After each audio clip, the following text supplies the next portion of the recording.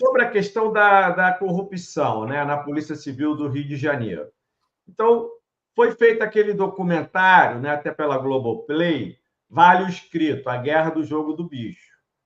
E no depoimento dado pelo ex-inspetor Cristiano Gaspar Fernandes, que admitiu ter trabalhado por 5 anos como policial civil, sem nunca ter sido aprovado em concurso público, né? E durante a sua participação, ele afirmou textualmente que estimava que 90%, né, em 90% de comprometimento da corporação era uma análise conservadora. Então, 90%, né, doutor Luiz, nós temos que considerar que é a instituição como um todo, né? É uma exceção à regra que não está comprometida. Então, diante desse quadro, né, quando falamos que 60% do território do Rio está na mão da milícia,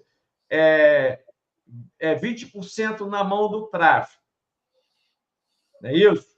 Então, assim, como é que nós podemos pensar em medidas paliativas quando toda a estrutura está corrompida, está carcomida, né? Como é que a gente pode pensar em medidas paliativas quando tudo já está comprometido, né? Ou seja, quando está tudo nas mãos do próprio crime organizado, né? Porque nós temos que dizer claramente, doutor Luiz, que essa ingenuidade da população de achar que milícia não é bandido, que a milícia vai lá combater o crime.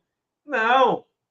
Se você autoriza o policial a agir como bandido, ele se torna um bandido mais perigoso ainda para a sociedade, porque além de ele ter, né, todo aquele traquejo do mundo do crime, ele ainda tem a força da instituição ali com ele. Então, não dá mais para a gente tratar desse assunto no Brasil sem escancarar qual é a realidade, doutor Luiz. Eu sei que ninguém aqui vai falar nada que seja, vamos dizer assim, leviano, mas a coisa precisa ser dita com todas as letras. Não sei se o senhor concorda.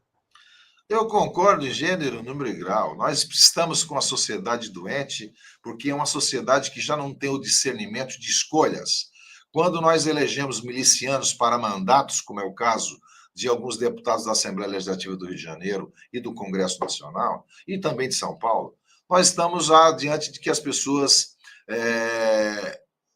entram nesse discurso vazio de ódio, certo? E acabam sendo envolvidas nessa votação. Tanto é que a maioria esmagadora do Rio de Janeiro votou nos deputados e senadores que defendem essa linha radical de que bandido bom é bandido morto, mas só que os bandidos que eles estão falando não são os bandidos que nós entendemos que sejam, porque muitos deles fazem parte disso. Nós vimos isso em recentes O doutor me permite uma parte? A coisa chega a ser tão ingênua. Será que as milícias não sabem catalogado todos os bandidos? Se ela quisesse matar os bandidos, ela já não teria feito isso.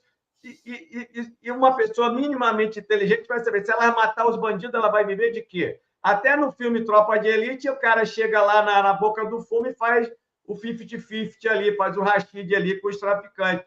Então, é muito lamentável que a sociedade tenha sido imbecilizada a esse ponto e que a esquerda fique na defensiva num assunto desse, onde os próprios que estão ali combatendo o crime são os criminosos. Como é que você vai dar a chave do galinheiro para a raposa? Como é que bandido vai combater o crime? Né? Se você está falando de bandido, se você está falando de milícia, está falando de bandido. Como é que o bandido vai combater o crime? Contraditório. Mas é isso aí, não é? Eu até vejo o seguinte, sabe, nós temos que entender de que a gente passa por um período muito triste da história brasileira. Nós vivemos os últimos 7, 8 anos de completo desencontro entre os interesses da sociedade e os interesses políticos. Não é? Então, percebemos que houve uma crescente. E você observou, só para registro, de que aqueles fuzis todos que foram presos no Rio de Janeiro, foram mais de 100 fuzis, todos eram dos CACs. Ou seja, aquele projeto de lei do ex-presidente Bolsonaro para liberar a arma, e liberou a arma para quem? Como é que compraram fuzis, armamentos?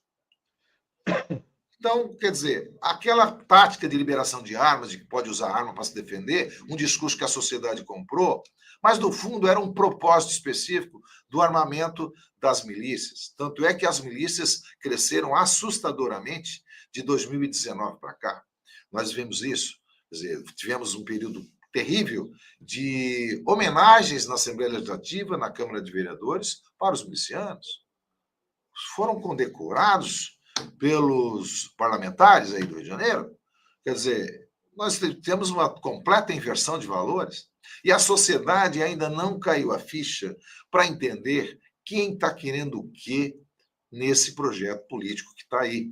Quer dizer, eu tenho dito que nós temos que saber filtrar, compreender que eu não falo aqui, quero bem claro, viu, Ramazotti? Eu não estou falando aqui de esquerda e de direita. Eu estou falando de bom senso, de equilíbrio, de ponderação. Nós temos que trazer a sociedade para um espírito de ponderação, de conciliação. Esquece esquerda e direita. O que isso significa? Significa que quando você vota em alguém que tem a ligação com a milícia, você está votando para aumentar a criminalidade. Quando alguém está ligado à milícia, tem um candidato, ou ele mesmo é candidato, nós estamos votando para que isso que aconteceu essa semana de janeiro seja um costume natural. Ou seja, que o gás, a internet do morro, seja administrada por um chefe de facção e não pelo Estado.